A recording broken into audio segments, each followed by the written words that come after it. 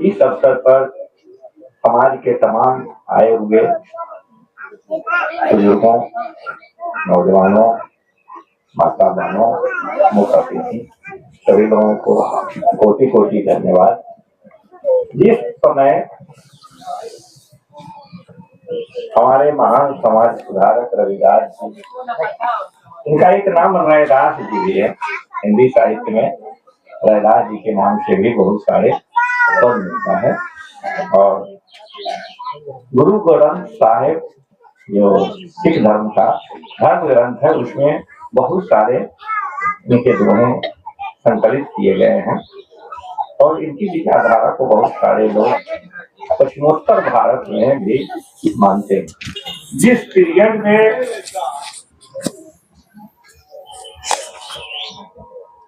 संत शिरोमणि रविदास जी समाज के सम्मुख, समाज के सामने अपनी विचारधारा को रख रहे थे, उस पीरियड में समाज में काफी सामाजिक भेदभाव था, चरम पर था। आज से 50 साल पहले ही यदि जो बुजुर्ग लोग हैं वो अनुभव करते होंगे कि क्या स्थिति थी, तो अनुमान कीजिए कि अभी से करीब करीब 1400-1450 ईस्वी के आसपास जब यह हुए थे, तो मानिए कि 800 बरस पहले और क्या स्थिति समाज की रही होगी। और उस पीरियड में रविदास जी हुए और उस समय सबसे बड़ी विडंबना थी कि बहुजन लोगों को शिक्षा का कोई अधिकार नहीं था, नहीं पढ़ने दिया जाता था। गुरुकुल व्यवस्था थी, विद्यालय की कोई व्यवस्था नहीं थी, गुरुकुल व्यवस्था थी, गुरु के यहाँ लोग पढ़ते थे। तो बहुत सारे लोग सवाल करेंगे कि फिर रविदास जी कैसे पढ़ लिए। यह एक बहुत बड़ा सवाल हो जाएगा कि रविदास जी को कैसे शिक्षा प्राप्त हो गई, इनको किसने पढ़ा दिया। तो उस पीरियड में अभी जो बनारस है काशी नाम से प्रचलित था, तो उस काशी नगरी में एक महान संत हुए थे और उनका नाम था रामानंद स्वामी। और रामानंद स्वामी वैष्णव धर्म प्रचारक थे और उस पीरियड में ब्राह्मण जाति से थे और दक्षिण भारत से आए थे। उन्होंने बहुत दिन शिक्षा प्राप्त किया। उनके गुरु ने कहे कि आप ऐसा करो कि तुम भारत भ्रमण करो एक बार। और उन्होंने भारत भ्रमण के क्रम में सारे जगह गए और अंत में उनको मौका मिला जाने का। उड़ीसा में एक जगह है जगन्नाथपुरी, और जगन्नाथपुरी मंदिर की खासियत है कि जाति पाति न पूछे कोई। वहां का उस समय भी था कि हरि के वजह से हरि को, आज भी वहां का जो भंडारा है उसमें हर लोगों को एक ही लाइन में बैठ करके भोजन करना पड़ता है और उस पीरियड में भी एक ही लाइन में भोजन करवाया जाता था। तो जगन्नाथपुरी जो लोग चले जाते थे तो वैष्णव समाज के लोग, ब्राह्मण समाज के लोग कहता था वो अछूत हो गए, क्योंकि वहां सबको एक ही लाइन में बैठ के खाना खाना पड़ता था, चाहे जो जाइए।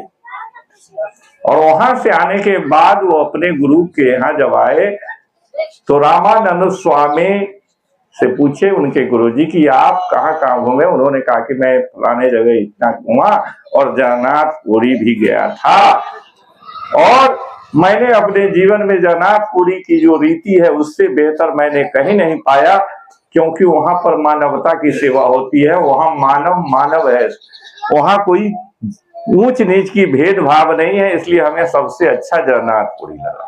तब कहा तुम तो जगन्नाथपुरी चले गए, अब अछूत हो गए। और उस पीरियड में उनके जो आश्रम था वहां से रामानंद स्वामी को निष्कासित कर दिया गया कि तुम इस बनारस शहर में नहीं रह सकते, क्योंकि तुमने सबके साथ खाना खाया। एक ब्राह्मण परिवार में जन्म लेने वाले को भी बनारस शहर से निकाला गया और गंगा के दूसरी ओर जाकर उन्होंने अपना आश्रम की स्थापना किया और कहा कि देखिए हम ब्राह्मण धर्म से निकलना पसंद करते हैं, लेकिन इस संसार में जो मुझे ज्ञान की प्राप्ति हुई है कि हर मानव एक है, यह मैं सब दिन करता रहूंगा और इस चीज को नहीं छोड़ूंगा। और उसके बाद उन्होंने कहा कि मैं तमाम लोगों को शिक्षा दूंगा। और वही जो थे रामानंद स्वामी, उन्हीं के आश्रम में कबीर साहब, रविदास साहब, दादू दयाल, तमाम लोगों को शिक्षा ग्रहण कराया गया था।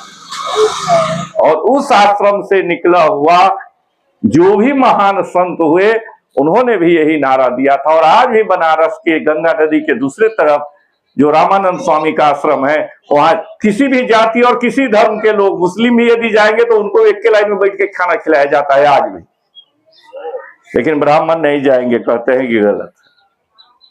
तो ब्राह्मणवादी जो व्यवस्था थी, उसमें यदि उनके व्यक्ति भी, ब्राह्मण भी यदि सत्य बोलता था तो उन्हें सजा दी जाती थी, समाज से निकाल दिया जाता था, हत्या भी कर दिया जाता था। सत्यार्थ प्रकाश के एक रचयिता हुए हैं और जानते होइएगा दयानंद स्वामी। तो दयानंद जो स्वामी हुए हैं, तो उनको भी क्या किया गया था कि एक ब्राह्मणों के द्वारा शीशा पीस के दूध में मिला के पिला दिया, उनकी भी हत्या हो गई। तो एक विचारधारा होती है, कोई भी लेकर के चलता है। तो उस पीरियड में एक बहुत बड़ी क्रांति हुई समाज में, सामाजिक क्रांति। उनकी अगुआ थे हमारे संत शिरोमणि रविदास जी और कबीर साहब। कबीर साहब और संत रविदास जी, तमाम लोगों की विचारधारा एक थी। तमाम लोगों ने कहा कि सभी जो लोग हैं वह सम है, बराबर है।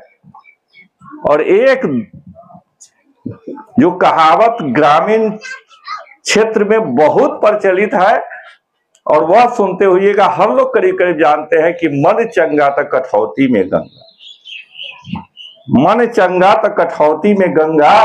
करीब करीब बहुत सारे लोग जानते हैं, सुनने को मौका मिला है उनका, यह बहुत प्रचलित हुआ। और मनुवादियों ने इसका विवेचन दूसरे ढंग से कर दिया। रविदास जी के बारे में तो ऐसे ऐसे भ्रामक पैदा कर दिया लोगों ने, कहा कि वह छाती चीर के जनेऊ निकाल के दिखाए, गंगा जी के कठौती में लेके ला दिए। गंगा जी का कठौती में आएगा, गंगा कठौती में आता है। संदेश अलग था उनका कहने का कि जैसा गंगा का जल है, जल की प्रकृति एक है। साइंस पढ़ने वाले बहुत सारे लोग जानते हो ये कि जल का सूत्र क्या होता है, H2O। तो गंगा जी के जल का भी H2O और कठौतियों के जल का H2O। ये बात उन्होंने कहा कि यही एक प्रकृति है, जो प्रकृति कठौते का जल का, वही प्रकृति गंगा का जल का है। समाज में भी जो स्थिति ब्राह्मणों का है, जैसा ब्राह्मण का है वही सबका है। यह ब्राह्मण श्रेष्ठ कैसे हो जाएगा? तमाम मानव सम है, बराबर है। यह बात उनका कहने का उद्देश्य था। लोगों ने गलत ढंग से विवेचना कर दिया, चमत्कार दिखाने लगा कि कठौता में से निकाल देते थे कंगना, गंगा जी मिलते थे, पानी में से आदमी निकलता है। बेवकूफी वाली बात थी, ऐसी कोई बात नहीं है, कभी नहीं है। चमत्कार कभी नहीं हो सकता है कि पानी आदमी बन जाए, पानी आदमी बन जाए, यह चमत्कार कभी भी नहीं हुआ है, यह हर समय याद रखिए। और ऐसे भिन्न भिन्न ढंग से क्यों ऐसा किया गया? क्योंकि समाज में बहुत ही तेजी के साथ समाज में सुधार हो रहा था, हमारे समाज के लोग जागरूक हो रहे थे। और उन्होंने कहा कि जितने भी उस समय जो जाति प्रथा बड़े पैमाने पर था, तो इन्होंने कहा कि सब बराबर हो, सब लोग एक ही हो। हमारे समाज के कबीर साहब और हमारे संत रविदास जी, तो इस धारा को कमजोर करने के लिए, इनको दबाने के लिए तब शुरुआत हुई थी। क्योंकि जो लोग भी पढ़े होइएगा कबीर साहब के साखी वगैरह, चाहे जो मिला होगा पुस्तक, रविदास जी की भी बहुत सारी पुस्तकें जो है 9 के बराबर जल्दी मिलता है, समझे कि नहीं। और इनके लिखी हुई जितने भी पुस्तकें हुई या जो संकलन छोटा छोटा मिलेगा, कहीं पर कोई भेदभाव नहीं है, ऊंच नीच का जो भाव था यह नहीं मिलेगा, सब में समभाव मिलेगा। और इनके द्वारा जितनी भी रचना की गई उसमें कहीं भी तलवार की चर्चा नहीं सुने हुई है। कबीर साहब के दोहे और संत रविदास जी के दोहे में तलवार लिखा हुआ कहीं नहीं मिलेगा, गदा लिखा हुआ नहीं कहीं मिलेगा, तीर धनुष लिखा हुआ कहीं नहीं मिलेगा, और किसी एक दूसरे आदमी को मार पीट की चर्चा नहीं मिलती है। लेकिन इस धारा को कुंद करने के लिए, जांचने के लिए एक कवि उस समय हुए और उनका नाम है तुलसीदास जी, जिनके दोहा में, जिनके पुस्तकों में मिलेगा गद्दा, तलवार, तीर धनुष, नाक काटो, कान काटो, गर्दन काटो, यह कहानी कहीं तुलसीदास जी के दोहे में ही मिलेंगे, उनके लिखे हुए पुस्तक में मिल जाएगा आपको। मार काट की कहानी, ऊंच नीच की कहानी, और उनको कहा गया कि यह समाज के सबसे अच्छा ग्रंथ रचयिता हो। तुलसीदास कवि हो सकते हैं, कथा वर्णन अपना कर दिए, समाज सुधारक नहीं थे और न वह संत भी थे। मैं दावे से कहता हूं कि तुलसीदास एक संत नहीं थे, तुलसीदास जी संत थे ही नहीं, समाज को कुंठित करने वाले व्यक्ति थे। संत थे कबीर साहब, जो समभाव रखा, जाति पाति न पूछे कोई, हरि के भजे से हरि को, यह कहने वाले सब बराबर है, सब एक है, यह बात कहने वाले एक तरफ लोग हैं, और एक तरफ कहने वाले थे कि नहीं, ईश्वर, तुलसीदास जी ने ही रामायण में लिख दिया कि ईश्वर की अवतार ही होती है ब्राह्मण के रक्षा के लिए, गाय के रक्षा के लिए, साधु के रक्षा के लिए, आदमी के रक्षा के लिए। जब ऐसा वर्णन उन्होंने लिखा अपने, उन्होंने जब रामायण लिखा तो लिख दिया कि यह जो कहानी हम लिख रहे हैं राम की, अपने मन से लिख रहे हैं और अपने सुख के लिए लिख रहे हैं। रामायण में उन्होंने लिखा, फिर भी लोग कहता है कि वो जो लिखे हुए वो है सही है, और आज के समय में देखिएगा कि उन्होंने जो कहानी लिखा उसके हिसाब से मंदिर बनेगा, उसी के हिसाब से एक चर्चा शुरू हो गई पूरे देश में। तुलसीदास जी की चर्चा जगह जगह आपको मिल जाएंगे, उनके किताब की चर्चा बहुत कम नाम उस पुस्तक का रहता है, एक गीता प्रेस है वहां से निकलती है। झूठ की पुस्तकों का जो संचालन होता है गीता प्रेस से होता है, जिसमें झूठ का लिखा हुआ मिलेगा, और वह गीता प्रेस कभी भी संत शिरोमणि रविदास जी की पुस्तकों की रचना कहीं भी देखे हैं गीता प्रेस से रविदास जी की पुस्तक निकलता हुआ कबीर साहब का? क्यों नहीं निकालता है कि सत्य चीज नहीं निकालेगा, झूठ चीज निकालेगा, और हमारे समाज के लोग कहते हैं सस्ता में मिलता है। वहां बहुत ऐसे भी देखिए एक संगठन चलता है जो पुस्तक खरीद लेता है और फ्री में भी लोगों को बांटता है। फ्री में कबीर साहब की पुस्तक कहीं मिली है आपको? किसी ने बांटा है? कहीं भी जाते हैं नहीं मिलती है। नहीं, सही बात हो जाएगा, समाज जग जाएगा तो फिर कौन करेगा। गांव घर में छोटी छोटी कहानी में बहुत दम है। कमाए नगौटी वाला खाए धोती वाला, कहने का अभिप्राय क्या है?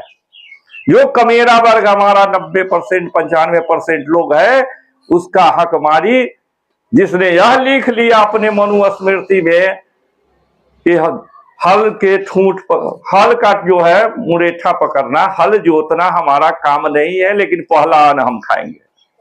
पहला अन्न पर अधिकार मेरा है, लेकिन हल नहीं चलाएंगे। गाय का दूध पहला दिन दूहो तो हमको खिलाओ, लेकिन गाय पालने का अधिकार हम नहीं पालेंगे। गाय नहीं पालेंगे, दूध खाएंगे। खेती नहीं करेंगे, अनाज पहला चाहिए। आज जो खेती करेगा, गाय पालेगा, वो बाद में खाएगा। तो इस चीज को समझ लेना है। और उस पीरियड में हमारे संत शिरोमणि रविदास जी बार बार समाज में घूम घूम के कहते थे कि तुम जो पढ़ते हो, पढ़ो, समझो और चिंतन करो, सत्य के अनुकूल अपना जीवन जियो और सत्य को जान लो।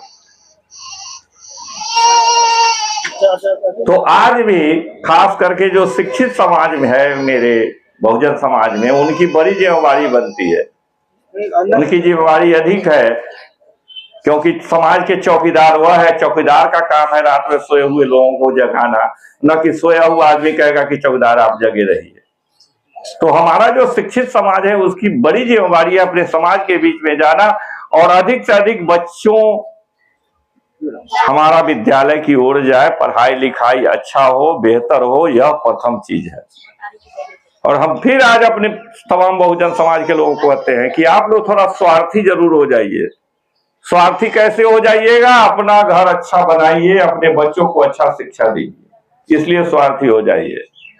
जब तक आपका घर अच्छा नहीं बन जाए, आपका बच्चा अच्छा नहीं बन जाए, नहीं पढ़ लिख लेता है, 2000 रुपया 5000 रुपया कर्जा लेकर के बैद्यनाथ धाम मत दौड़ जाइए। कर्जा लेके बैद्यनाथ धाम दौड़ जाइएगा तो आपका बच्चा गड़बड़ा जाएगा। स्वार्थी बनिए ना, स्वार्थी अपने बच्चे के लिए तो सब चाहता है कि अच्छा बने, समझे? यह बहुत जरूरी चीज है, हम बार बार लोगों से कहते हैं। आता है को बसा वाला आ जाएगा, डगरा में लेके 2 किलो चावल उसको दे दीजिएगा 50 रुपया। अपने घर में जो बच्चा है वो आपका सारी घींच के माँ को कहती है कि हमको वो पार्ले जी दे दो, तो कहती है कि पैसा अभी नहीं है, 2 किलो चावल दे दिया, 11 रुपया 61 रुपया चला गया। 3 रुपये पार्ले जी देता है, यदि तो 20 को पार्ले जी, 20 दिन आपका बच्चा वो पार्ले जी खाता, वो तो बसा वाला क्या दे दिए। देखो अगरबत्ती के डिब्बा 11 रुपया 2 किलो चावल, इससे जरूर बचिए। स्वार्थी बन जाइए, दीजिए नहीं, बच्चे पर खर्च करिए, अपने परिवार पर खर्च करिए, पढ़ाई पर खर्च करिए। इतना स्वार्थी बनने में आपको क्या दिक्कत है? तो इस ढंग से बहुत सारी चीज है, हमारे बहुत सारे और भी कमेंट बॉक्स में कमेंट अवश्य तो इन्हीं शब्दों के साथ तो कृपया चैनल को हम अपनी वाणी को विराम देते हैं।